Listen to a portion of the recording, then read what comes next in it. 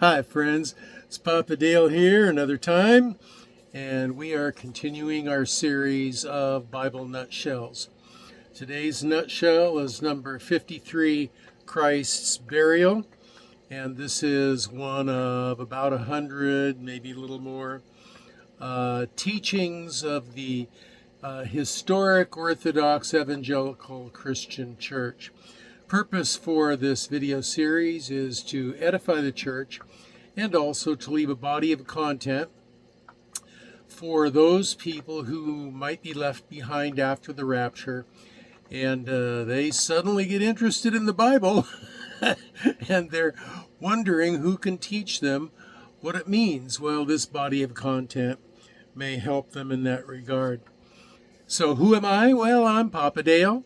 I am a retired pastor, teacher, evangelist, chaplain, and businessman. I've done a lot of things in my 50 plus years of serving Christ. Now, if you want to know more about me than that, you can see my video, Papa Dale Intro, video number 0, on one of my playlists on my YouTube channel that are Bible related. So today's lesson is nutshell number 53, Christ's Burial. So let me get my notes all set up and ready here, and off we go. Why is the fact of the burial of Jesus' body an important part of the gospel story? Because only dead people are buried. The well-known obvious facts were Jesus was dead. He had to die. Forgiveness of all our sins are dependent on that certain truth. The winding about of his body with the burial wrappings interlaced with harsh burial spices, the identification of Joseph of Arimathea and Nicodemus as the ones having done this preparation, as well as the exact detail about where the tomb was located, who owned it, where the body was laying inside the tomb, and that witnesses were there mourning and observing, that the tomb was sealed with the Roman seal, that Roman guards were posted to guard it, further attests to this veracity. Jesus was dead and buried. In Jesus' day, bodies of the dead poor and criminal, as Jesus was considered to be both, were usually cast into the Jerusalem garbage dump. The location for this disposal was the Valley of Hinnom, also known as Gehenna, and was to the west of the city. Well before the time of Jesus, this valley was also used as a refuse heap. The people in the surrounding areas dumped their trash in Gehenna, where it burned day and night. The fires never went out. It smoldered there beneath the surface, incinerating the rotting, smelly garbage. New garbage was piled on top of the old. Decaying garbage, rotting fish, slimy vegetation, decaying human refuse of every imaginable sort, as well as the bodies of the dead poor. For the affluent, it was a more civilized process, the dying and burial process. Burial was in several stages. The body was tightly wound with linen that had spices inlaid within the windings. A burial cloth was placed over the face. It was laid out on a flat stone shelf in a tomb where decomposition dissolved the soft body parts over a period of a year or two. The bones were then placed in a small box called an ossuary and stacked on shelves. This practice allowed for a much larger number of people to be buried in the same tomb. Well, what's the significance of Jesus' body being in the grave for 3 days then? Twofold, actually. First, according to the Jewish Talmud, a person was only considered fully dead after 3 days. Jesus remained buried for 3 days, so the Jews could not say he didn't really die. Oh, like the flogging that tore his flesh off and exposed bones and body organs, and the bleeding and pardon me, a lot of people just bled to death from the flogging. And then the 6 hours on the cross, holy smoke, yeah. So, no, he wasn't really dead. No, he was dead. And that's why he stayed in the grave for 3 days, just to prove it according to Jewish traditions. Secondly, it was necessary for Jesus' prophecy to be fulfilled. You might remember, he said, quote, "For as Jonas was 3 days and 3 nights in the whale's belly, so shall the Son of Man be 3 days and 3 nights in the heart of the earth." Matthew 13:40. The earliest written account of Jesus being buried was by the Apostle Paul in a letter to the church at Corinth, 1 Corinthians 15:4. Paul was not an eyewitness to this event, but he had received the information about it from other reliable disciples who were there. Acts 15 and Galatians 2. This First Corinthian letter was written about 54 AD, or some 20 years after the crucifixion. It contains the creedal statement of 1 Corinthians 15, attesting to the content of the gospel message. This creed, along with Jesus is Lord and other such creeds, are the earliest records of the beliefs of the Apostolic Church and its teachings, communicated by oral confessions, in letters, and catecheses. These teachings can be traced to within 6 months to 2 years from the actual resurrection is agreed to by all New Testament scholars, even the atheists. Jesus was considered a poor itinerant preacher, and his body would have been cast in the garbage dump normally. But a wealthy man and a member of the Jewish council, the Sanhedrin, Joseph of Arimathea, went to Pilate and asked to have the body. Mark 15:43. Permission was given, and Joseph buried him in his own tomb, fulfilling one of the many prophecies, quote, "He was buried with the rich," end quote. Isaiah 53:9. This tomb was hewn out of a rock cliff, and a heavy round stone rolled to cover the opening. A Roman security seal was placed on the entrance, and a squad of some 30 Roman guards was assigned to secure the site.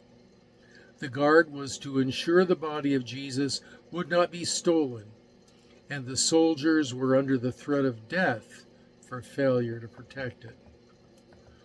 All the Gospels speak of Jesus' body being wrapped in burial windings, interlaced with burial spices, and of the burial in a tomb near to the place of his crucifixion. Matthew records, quote, "As evening approached, there came a rich man from Arimathea named Joseph, who had himself become a disciple of Jesus. Going to Pilate, he asked for Jesus' body, and Pilate ordered that it be given to him. Joseph took the body, wrapped it in a clean linen cloth, and placed it in his own new tomb that he had cut out of the rock. He rolled a big stone in front of the entrance to the tomb, and then went away. Mary Magdalene and the other Mary were sitting there opposite the tomb." Matthew 27:57-61. So there were lots of witnesses. Luke reports that the removal of Jesus' body from the cross, the initial preparation for burial, and the laying of him in the tomb. Quote, "And behold, there was a man named Joseph, a counselor, and he was a good man and a just.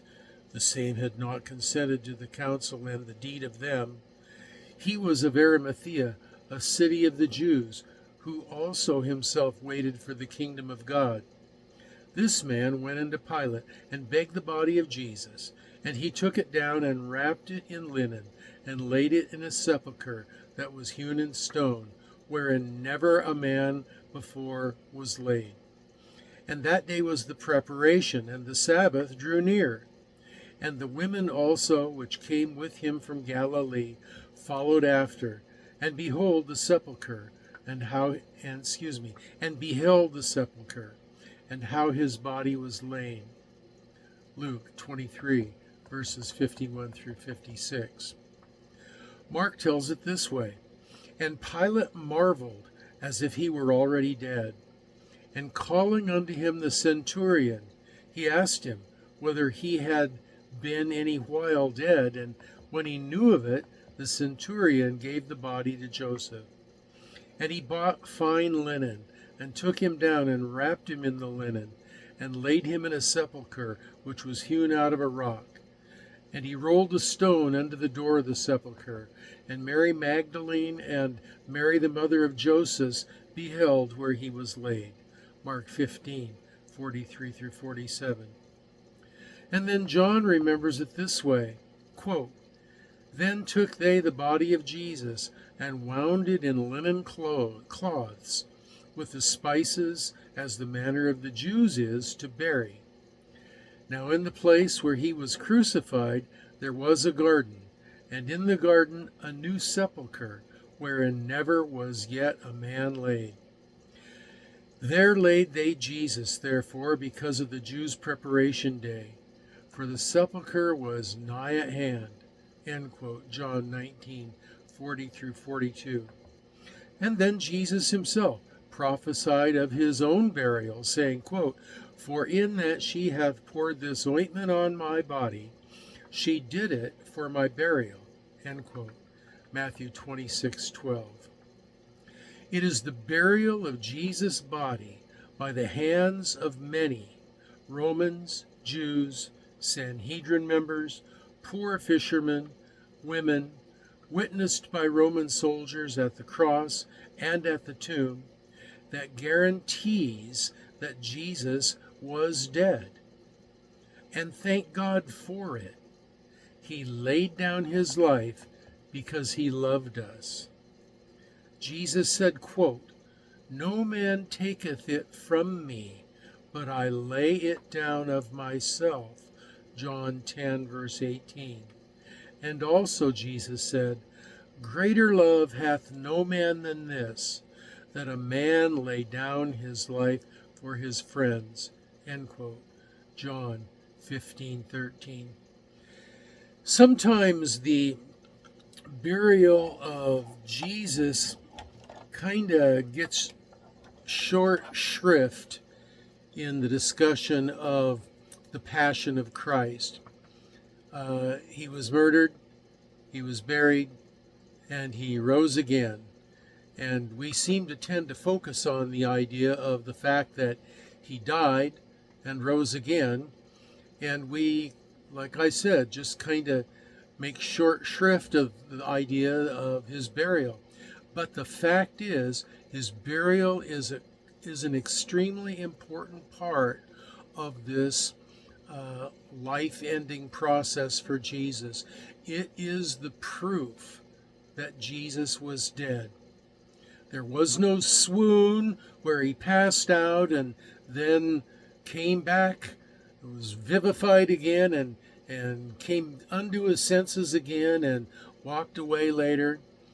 There was no truth to the idea that his body was stolen with all of the witnesses and the Roman guards and the Roman seal and so forth. Would have been impossible for his body to have been stolen. No, Jesus died on the cross for you and for me. He was dead, and his burial was proof of his death. And then he rose again. Hallelujah! He rose again to new life so that you and I could do the same. So, at the bottom of this video, you're going to find a place where You can leave comments, questions, prayer requests. You'll also find a link to lesson notes where you can slow down a little bit and look up all the Bible passages that you want to, more leisurely pace. And you'll also find a link to my Facebook page, Dale Warren at Facebook, where you can leave comments, questions, and prayer requests. So, this has been lesson number 53, Christ's Burial. And so the next one coming up, hallelujah, is Christ's resurrection. That's exciting. So, this is Papa Dale signing off for now. And you come see me again for the next video. And until then, I'm praying that you will be well and be blessed.